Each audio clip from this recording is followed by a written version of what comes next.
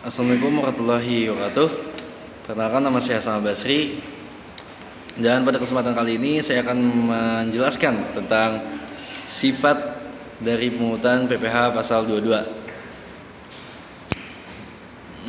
Sifat dari pungutan PPh pasal 22 ini memiliki beberapa sifat khusus yang perlu kita pahami.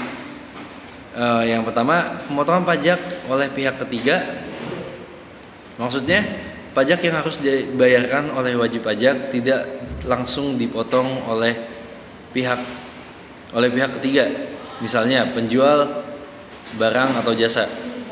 Pemotongan ini dilakukan pada saat transaksi penjualan atau pembelian dilakukan. Nomor 2, itu berlaku untuk barang dan jasa tertentu. PPh pasal 22 dikenakan pada transaksi tertentu seperti impor barang, pembelian barang tertentu, serta penggunaan jasa tertentu. Selanjutnya, tarif yang berbeda-beda. Tarif PPh pasal 22 itu bervariasi tergantung pada jenis barang atau jasa yang dikenakan pajak. Tarif ini dapat diterapkan oleh pemerintah dan berubah dari waktu ke waktu sesuai dengan kebijakan perpajakan yang berlaku. Jadi tarif ini dari waktu ke waktu itu bisa berubah gitu. Jadi kita harus update terus gitu kebijakan pemerintah apa. Oke, yang keempat, sifat penyetoran itu tidak langsung. Pajak yang dipotong oleh pihak ketiga akan disetor langsung oleh DJP atau kita biasa sebut Direktorat Jenderal Pajak. Artinya wajib pajak itu tidak perlu melakukan pembayaran pajak secara terpisah karena pemotongan dilakukan pada saat transaksi. Kelima, kewajiban pelaporan. Nah, ini adalah kewajiban pelaporan ini bersifat wajib gitu. Wajib pajak masih memiliki kewajiban untuk melaporkan transaksi tersebut kepada DJP atau tadi Direktorat Jenderal Pajak sesuai dengan ketentuan yang berlaku saat itu. 6. Berlaku untuk subjek pajak tertentu.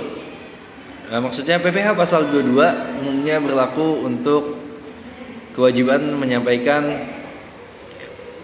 berlaku untuk subjek pajak yang tidak memiliki kewajiban menyampaikan surat setoran pajak atau biasa kita sebut SSP, seperti badan usaha dan pihak tertentu yang telah ditentukan oleh peraturan perpajakan. Yang ketujuh, pengembalian perpajakan. Ada kemungkinan pengembalian pajak yang telah dipotong apabila kelebihan pajak yang terjadi, misalnya ada fasilitas program pajak tertentu atau ketentuan lain yang berlaku.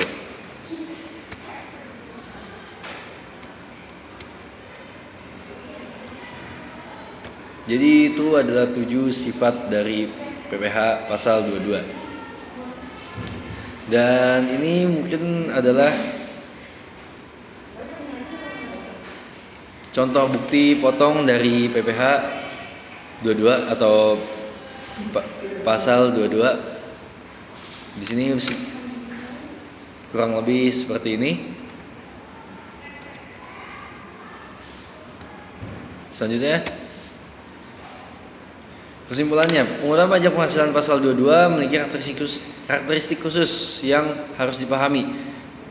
Pajak dipotong oleh pihak ketiga saat transaksi terjadi, bukan oleh wajib pajak secara langsung. Kedua, PPh pasal 22 berlaku untuk transaksi-transaksi tertentu seperti impor barang, pembelian barang tertentu, dan penggunaan jasa tertentu. Ketiga, tarifnya yang bervariasi tergantung jenis barang atau jasa yang dikenai pajak dan dapat berubah sesuai kebijakan perpajakan. Keempat,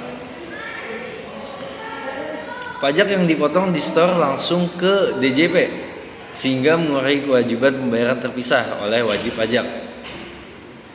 Kelima, wajib pajak tetap berkewajiban melakukan transaksi yang dikenai PPh pasal 22 kepada DJP. sorry, keenam PPh pasal 22 umumnya berlaku untuk subjek pajak tertentu dan tidak wajib menyampaikan surat setoran pajak. Terakhir, ada kemungkinan pembalian pajak jika terjadi kelebihan pembayaran, misalnya. Namun, penting diingat bahwa karakteristik ini dapat berubah sesuai dari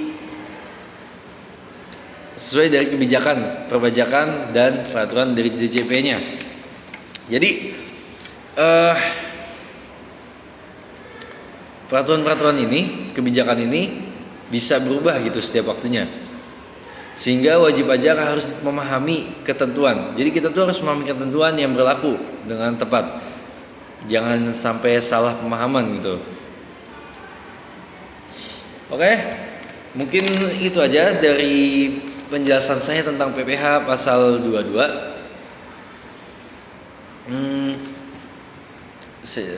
Harapan saya teman-teman semua yang nonton ini punya gambaran tentang sifat PPh pasal 22 dan bisa bermanfaat untuk kedepannya.